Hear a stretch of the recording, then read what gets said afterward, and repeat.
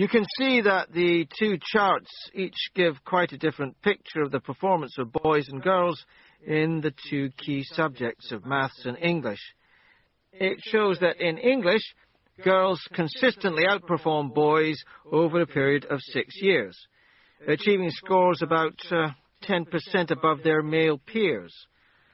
There is quite a different picture when we look at the maths results, with no real difference between genders in the results.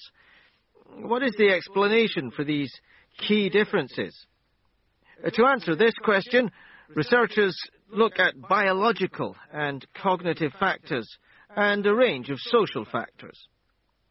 The interaction between these different components in early childhood development are seen as maintained and reinforced in the school context, and this leads to distinct gender patterns of behavior in skills with direct consequences for school performance and achievement.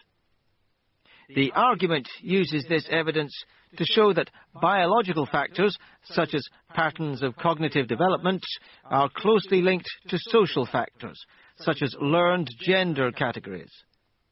These cognitive skills are learned both preschool and subsequently at school, supported by the responses of teachers, creating a reinforcement of patterns.